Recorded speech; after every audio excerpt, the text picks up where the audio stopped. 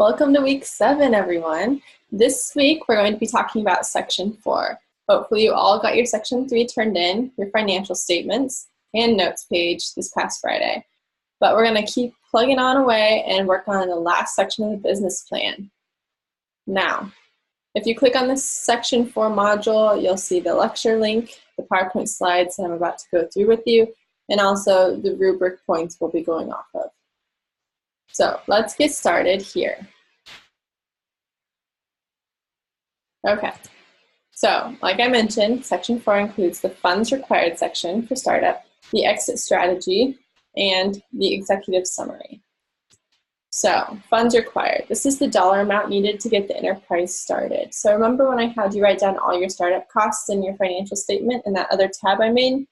This is where that comes in really handy. It's detailed how this money would be spent. It's a list of expenses, your startup list. You've already got a great start on that, hopefully, from your financials. But continue to build on that if more things pop into your head. And also the timeline of when you'll need these funds. The offering is the amount of money needed. The percent from the principal investor, which is going to be you. So how much are you going to contribute into the business? And the percentage from outside investors as well. These type of investors could include family and friends, angel investors, banks, or like services like Farm Credit and FSA, venture capitalists, credit cards, etc. How much from each of these type of investors will be secured? So I want a breakdown of that from the initial amount of startup funds. Okay. Now, before I move on, the funds required section. I want to also have, beyond the list of who's going to be contributing to your startup funds, I want to know, like if you're borrowing from a bank, the interest percent you'll be using and how many years you'll be paying off that loan under. So that has also been kind of outlined in your business financials, but I want it again listed here so that way it's nice and spelled out for us as well.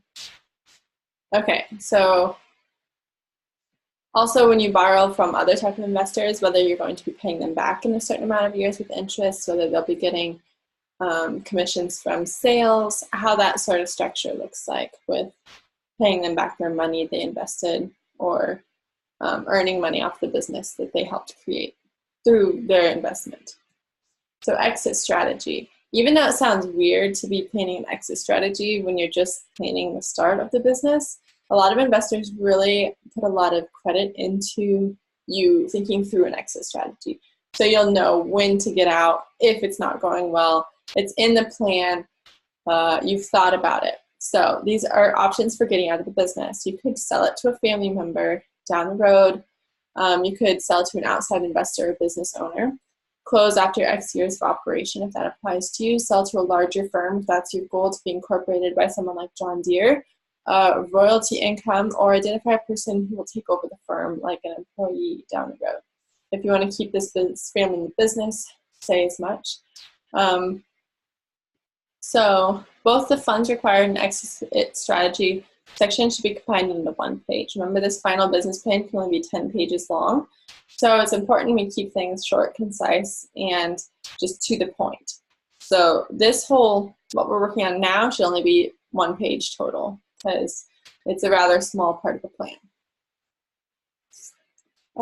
You can also look up examples of exit strategies that might be helpful if you aren't quite clear of what sort of thing you want to go after.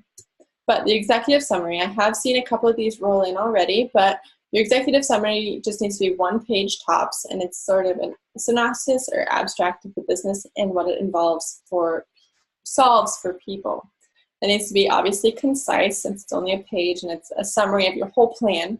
It needs to be exciting to read and enticing to the investor to keep reading the plan. Don't make it dry and boring because you're not going to be interested in the rest of the plan if you aren't hooked from the start. Okay.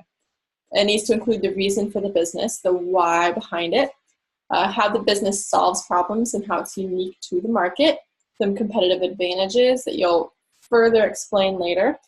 Also, how money is made, your pricing margins, pricing strategy and management team, etc. Bring out the strengths of the plan here so that you can really be looking for those later on in detail. And written last after all other parts of the plan are constructed. That way you can glean all the best parts in this executive summary, make it exciting, make it a hook for the plan.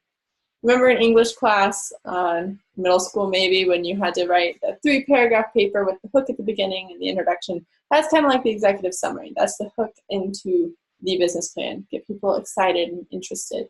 Keep them reading and involved. So in regards to the rubric, it's going to cover points 1, 11, and 12. So again, your executive summary needs to be clear and effective as a standalone overview of the plan. A brief description of each section in the plan and could be read in 5 minutes. Once again, only 1 page long, so probably less than 5 minutes. The funds required section needs to be a clear, concise presentation of the amount of money you need to start up, the timing, when you need the money, and then the type and use of funds required for the venture. So again, where do those funds come for and how will you use them? Okay, a breakdown of how you'll use them.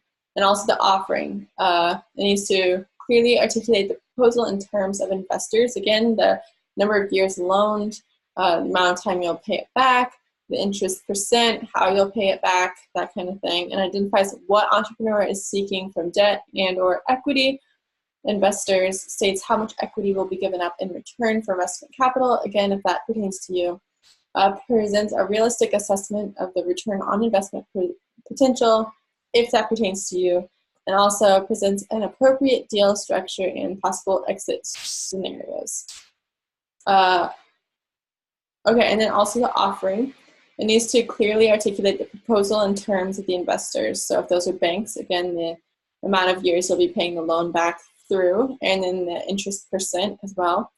And then also, if you're looking for debt or equity investors, state how much equity will be given up for investment capital and present a realistic assessment of the return on investment potential.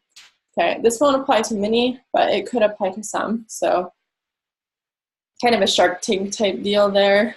And then also presents an appropriate deal structure, and also very important, those exit stress scenarios. You could only have 1 or 2, and that's completely fine. But you need to have a plan in case if your business fails, and also what to do with it down the road once you're too old to continue, or once you want to retire, I guess. Okay, so kind of 2 different scenarios there I'd like outlined.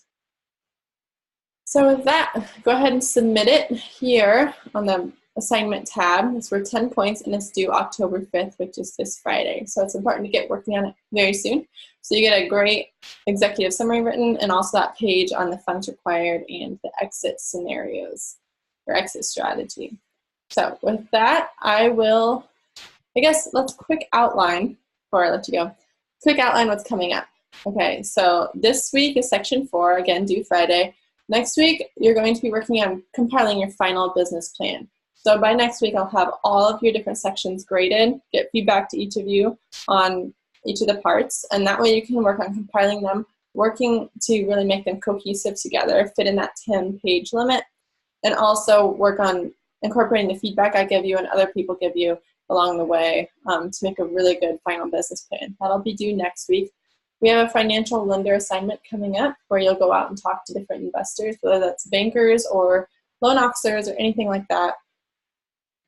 You'll be talking to them this week, creating a write-up on it. And then the final week, you'll be having a final presentation. I'll give you 2 options. You can either present it in a Zoom meeting with some different classmates of yours, and maybe I'll be able to get a couple business professionals in on it as well. No promises there, since it is over Zoom and it's kind of dependent on your schedule and my schedule and your classmate's schedule. So, or there'll also be another option for your final presentation to be in person at UNL if that's possible for you. I'll set up a date and a time, and if you guys can make it, if enough people are interested and can make it, we'll make that happen as well. And there will be business professionals at that one if there's enough interest.